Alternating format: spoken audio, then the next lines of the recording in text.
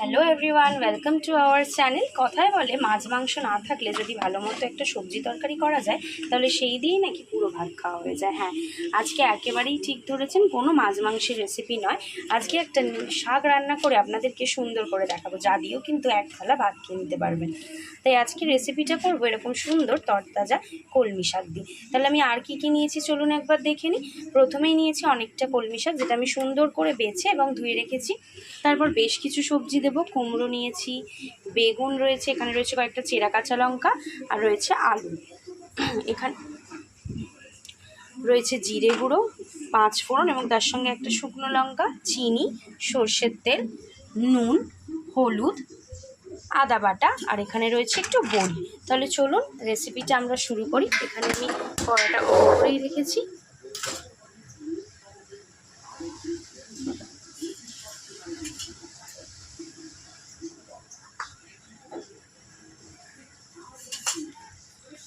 দিয়ে দিচ্ছি সর্ষের তেল। প্রথমে আমি বড়িগুলোকে ভেজে নেব।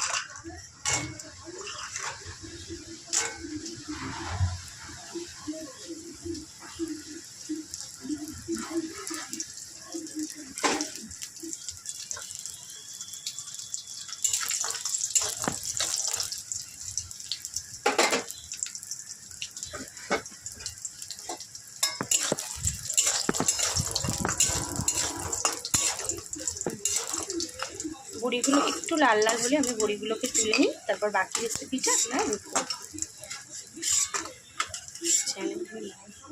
আর অবশ্যই আমাদের চ্যানেলটাকে কিন্তু লাইক করবেন, যারা যারা আমাদের ভিডিওগুলো দেখেন এবং অনেকে কমেন্ট করেছে, তাদের অনেক থ্যাংক ইউ, তারা সাপোর্ট করছে।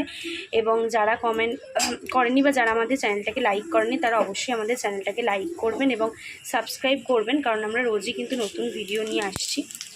এখন আমি কড়াতে দিয়েছিলাম 5 ফোড়ন আর শুকনো লঙ্কা।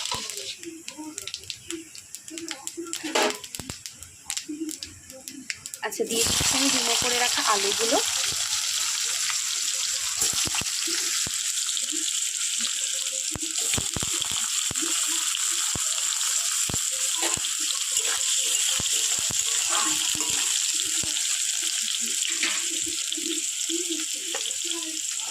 সমস্ত সবজিগুলো আমি একে একে অ্যাড করব। প্রথমে দিয়ে দিয়েছি আলু, এবার দিয়ে দিচ্ছি কুমড়ো।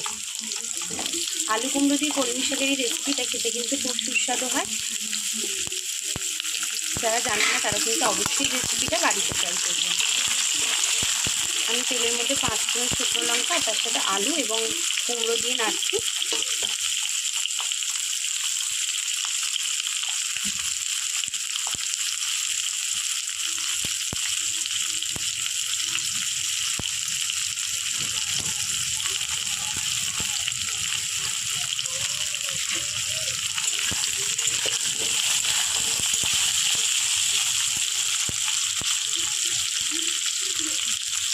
এবার আমি টুকরো করে রাখা বেগুনগুলোও দিয়ে দিচ্ছি। বেগুনের সাইজ নিয়ে কোনো সমস্যা হয় না, কারণ বেগুন একটু গলেই যায়। তো সুতরাং বেগুন কুমড়োর সাইজ যদি একটু বড় রাখি তাতে কোনো অসুবিধা নেই।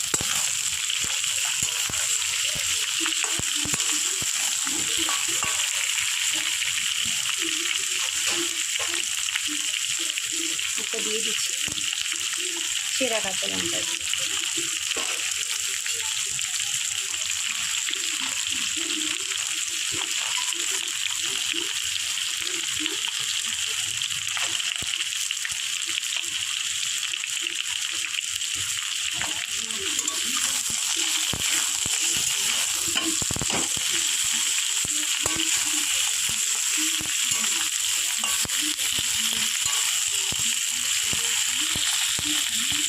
আচ্ছা, আমি এখন কুমড়ো আলু আর এই বেগুনটাকে একটু সুন্দর করে ভাজা ভাজা করে নেবো নেড়ে।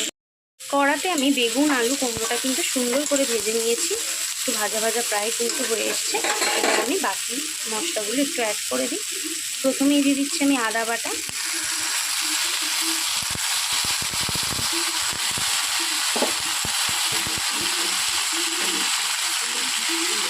দিয়ে দিচ্ছি জিরে গুঁড়ো,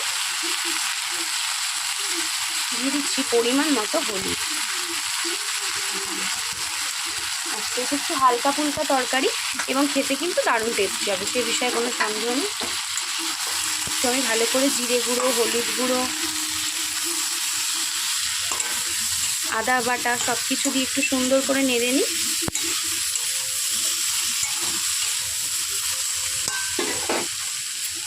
আর দিয়ে দিচ্ছি আন্দাজ মতো নুন।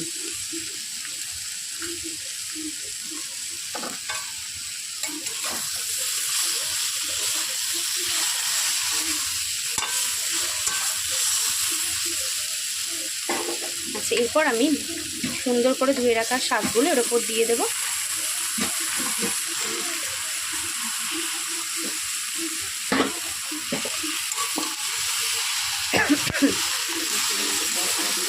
আচ্ছা, কলমি শাকগুলো কিন্তু অবশ্যই একটু সাইজটা বড় বড় করেই কাটবেন, একদম কুচো কুচো কিন্তু করবেন না, যেহেতু আমরা একটু তরকারি করবার চেষ্টা করছি, তো সুতরাং সাইজগুলো সেই বুঝেই কিন্তু কাটবেন।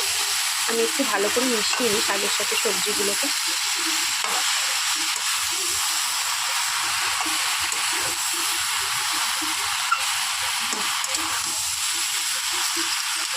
দেখতেও কিন্তু বেশ কালারফুল লাগছে, মানে কুমড়োটা আছে বলে এতটাই ভালো লাগছে।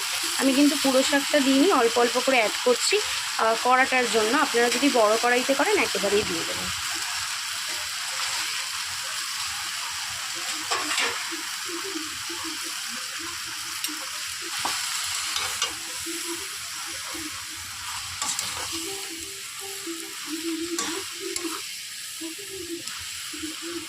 আস্তে আস্তে শাকটা একটু সুন্দর করে মিশিয়ে নিই এর সাথে। শাক আস্তে আস্তে কমবে, নুনটা যেহেতু আমি দিয়েই দিয়েছি, তাই নুন দিলে কিন্তু চট করে কমেও যায় শাক, একটু সময় লাগবে। তো আস্তে আস্তে এখন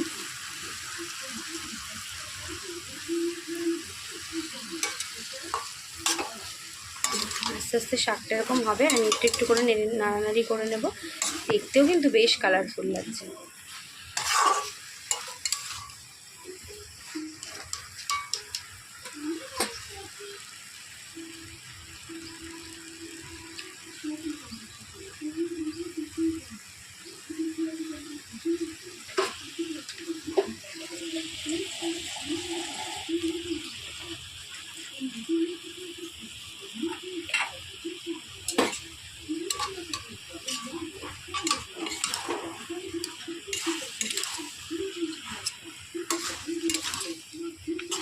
শাকটা কিন্তু আস্তে আস্তে নরম হয়ে আসছে।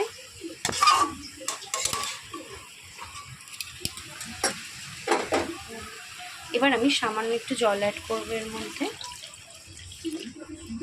জলটা অ্যাড করে দিয়েছি, আর একটু নেড়ে নিই।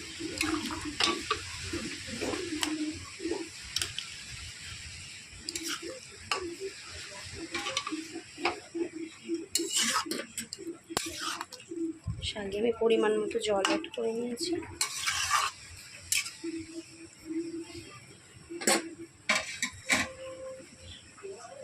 আচ্ছা, এবার আমি কিছু বড়ি ভেজে রেখেছিলাম, আপনাদেরকে দেখিয়েছি, সেই বড়িগুলো আমি এখন দিয়ে দেব।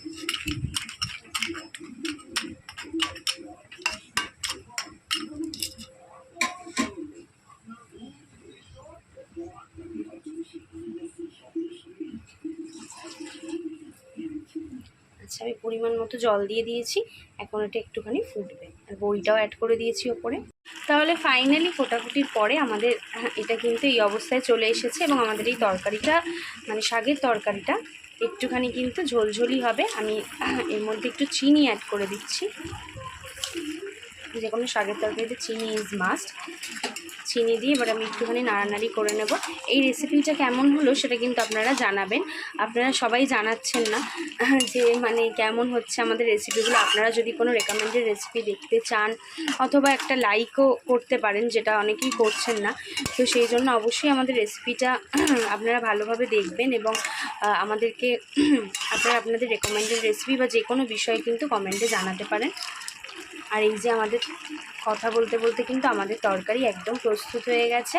এই রেসিপিটা ছিল খুব সিম্পল একটা রেসিপি, একদম ঘরেতে শাক থাকলে আর যেরকম ঘরোয়া উপকরণ থাকলেই কিন্তু চট করেই তরকারিটি বানিয়ে নিতে পারবেন।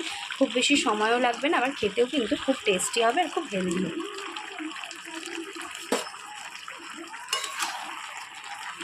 কুমড়ো এদিকে বড়ি সব কিছু কিন্তু মোটামুটি সেদ্ধ হয়ে গেছে, তাই আমাদের তরকারিও কিন্তু একেবারে প্রস্তুত হয়ে গেছে।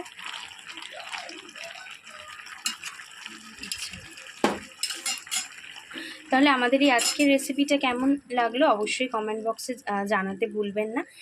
আর একটু কালারটা আমি দেখিয়ে দিই, ভীষণ সুন্দর একটা কালার এসছে। খুবই সিম্পল রেসিপিটা কিন্তু বাড়িতে অবশ্যই ট্রাই করবেন, এবং পরবর্তীতে আমরা আবারও হাজির হব নতুন নতুন সিম্পল রেসিপি, চটজলদি হয়ে যায় এরকম রেসিপি, এবং অবশ্যই আপনারা যদি কোনো রেসিপি রেকমেন্ডেড করেন এরকম সুন্দর রেসিপি নিয়ে। তাহলে আজকের রেসিপিটি এই পর্যন্তই, পরবর্তীতে আবার দেখা হচ্ছে আপনাদের সঙ্গে নতুন কোনো রেসিপির সঙ্গে। নমস্কার।